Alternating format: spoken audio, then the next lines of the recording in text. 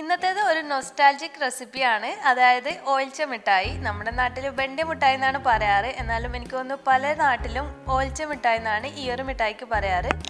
അപ്പോൾ ഈ ഒരു നൊസ്റ്റാൾജിക് ഫീലിംഗ് തരുന്ന ഈ ഒരു മിഠായി നമുക്ക് വേറെ ഒരു ഇൻഗ്രീഡിയൻസ് മതി ഉണ്ടാക്കിയെടുക്കാനായിട്ട്. അപ്പോൾ നമുക്കിതെങ്ങനെ ഉണ്ടാക്കിയെടുക്കാമെന്ന് നോക്കാം.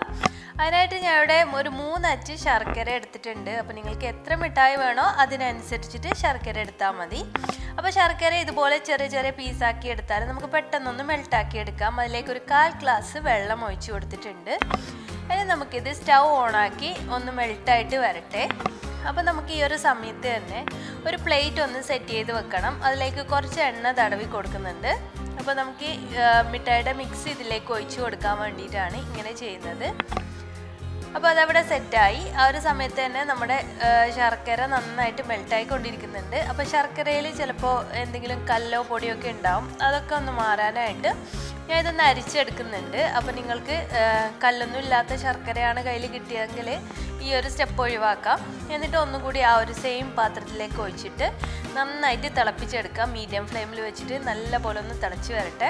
അപ്പോൾ ഇതൊന്ന് നന്നായിട്ടൊന്ന് കുറുകി വരും. അപ്പോൾ ആ ഒരു സമയത്ത് നമുക്ക് ഒരു സ്പൂണോളം ഓയിൽ, ഞാനിവിടെ സൺഫ്ലവർ ഓയിലാണ് ഒഴിച്ച് കൊടുത്തിട്ടുള്ളത്. അപ്പോൾ ഗീ ചേർക്കുന്നുണ്ടെങ്കിൽ അങ്ങനെ ചേർക്കാം. നിങ്ങൾക്ക് ഏതാണോ ഫ്ലേവർ താല്പര്യം അതിനനുസരിച്ച് ചേർത്ത് കൊടുക്കുക. എന്നിട്ട് ഒന്നുകൂടി ഒന്ന് മിക്സ് ചെയ്ത് കൊടുക്കുക. അപ്പോൾ നമുക്ക് അടുത്ത് തന്നെ ഈ ഒരു സ്റ്റേജൊക്കെ എത്തുമ്പോൾ ഒരു ഗ്ലാസ്സിൽ വെള്ളം വെക്കുക. അപ്പോൾ അതിലിങ്ങനെ ഒറ്റിച്ച് നോക്കുമ്പോൾ ഇതിപ്പോൾ സ്പ്രെഡായിട്ടല്ലേ കിടക്കുന്നത്. അപ്പോൾ നമ്മുടെ പരുവായിട്ടില്ല ഒളിച്ച മിഠായിയുടേത്. കുറച്ചുകൂടി സമയം ഒന്ന് ഇളക്കി കൊടുക്കുക. അപ്പോൾ കുറച്ചുകൂടി കഴിയുമ്പോൾ ഒന്നുകൂടി ഒന്നങ്ങ് തിക്കായിട്ട് വരും. അപ്പോൾ നമുക്ക് ഒന്നുകൂടി ഗ്ലാസ്സിലേക്ക് ഒഴിച്ച് നോക്കുന്ന സമയത്ത് നമുക്ക് കൈ വെച്ചിട്ട് ഉരുട്ടിയെടുക്കാൻ പറ്റുന്ന ആ ഒരു പാകത്തിന് വേണം.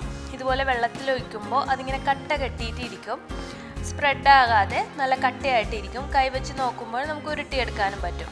ആ ഒരു സമയത്ത് നമുക്ക് ഈ ഒരു മിക്സ് പ്ലേറ്റിലേക്ക് മാറ്റി കൊടുക്കാം.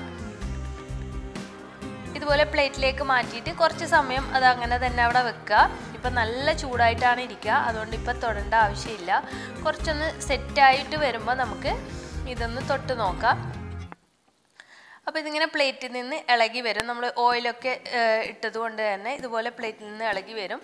അപ്പോൾ ചൂടൊന്ന് കുറയുമ്പോൾ നമുക്ക് കയ്യിൽ വെച്ചിട്ട് ഇതുപോലെ റോൾ ചെയ്തിട്ട് നമുക്ക് എന്ത് ഷേപ്പിൽ വേണമെങ്കിലും ചെയ്യാം. നമ്മുടെ നാട്ടിലൊക്കെ പണ്ട് ഈ ഒരു ഷേപ്പിലാണ് കിട്ടിയിരുന്നത്. അതുകൊണ്ട് ഞാൻ ഈ ഒരു ഷേപ്പിൽ ചെയ്തെടുക്കുന്നു. നമുക്ക് ഏത് ഷേപ്പിൽ വേണമെങ്കിലും ഇതിനെ ഇതുപോലെ ചെയ്തെടുക്കാം.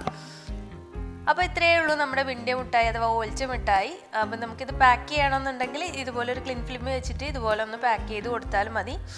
അപ്പോൾ നമുക്ക് ഡയറക്റ്റായിട്ട് കഴിക്കുകയാണെങ്കിൽ അങ്ങനെ കഴിക്കാം. അല്ലെങ്കിൽ സ്റ്റോർ ചെയ്ത് വെക്കാനൊക്കെ ആണെങ്കിൽ ഇതുപോലെ പേപ്പറിൽ ചുറ്റിയിട്ട് വെക്കുന്നതായിരിക്കും നല്ലത്. അപ്പോൾ നമ്മുടെ ഓൾച്ച മിഠായി ഇവിടെ റെഡി ആയിട്ടുണ്ട്. കുറച്ചുകൂടി കഴിയുമ്പോൾ നല്ല ഹാർഡായിട്ട് വരും. വായിലിട്ടാൽ നമുക്കിങ്ങനെ കുറച്ചൊരു ഓൾച്ചയായിരിക്കും. ഓൾച്ച മീൻസ് നമുക്കിത് കഴിക്കാനായിട്ട് കുറച്ചൊരു ബുദ്ധിമുട്ടായിരിക്കും. ഇങ്ങനെ വായിൽ നിന്ന് കുറച്ച് സമയം ഒന്ന് കളിക്കും. സാധാരണ നമ്മുടെ സോഫ്റ്റ് ക്യാൻഡീസും അതുപോലെ ചോക്ലേറ്റ്സ് ഒന്നും പോലെ പെട്ടെന്ന് കഴിക്കാൻ പറ്റില്ല. അപ്പോൾ അതുകൊണ്ടാണ് ഇതിന് ഓൾച്ച മിഠായി എന്ന് പേര് വന്നത്. അപ്പോൾ പഴയ തലമുറ ഉള്ളവർക്കൊക്കെ ഇത് ഭയങ്കര ഇഷ്ടമായിരുന്നു. അപ്പോൾ പുതിയ തലമുറയിലുള്ള കുട്ടികൾക്ക് ഇത് ഇഷ്ടമാവുമോ എന്ന് അറിയാൻ വേണ്ടിയിട്ട് ഞാൻ അവരെ കൊണ്ട് തന്നെയാണ് ഇത് കഴിപ്പിച്ചിട്ട് കാണിക്കുന്നത്. അവർക്കും നല്ല ഇഷ്ടമായി. അപ്പോൾ തീർച്ചയായിട്ടും ഇപ്പോൾ വെക്കേഷനൊക്കെയാണ്, കുട്ടികൾക്കൊക്കെ ഒന്ന് ഉണ്ടാക്കിയിട്ട് കൊടുക്കുക. അപ്പോൾ ഉണ്ടാക്കുന്ന സമയത്ത് ഫീഡ്ബാക്കൊക്കെ അറിയിക്കുക. അതുപോലെ ചാനൽ ഇതുവരെ സബ്സ്ക്രൈബ് ചെയ്തിട്ടില്ലെങ്കിൽ പ്ലീസ് ഒന്ന് സബ്സ്ക്രൈബ് ചെയ്ത് സപ്പോർട്ട് ചെയ്യുക. പിന്നെ മറ്റൊരു നല്ല വീഡിയോ ആയിട്ട് വരുമ്പോഴേക്കും താങ്ക് യു.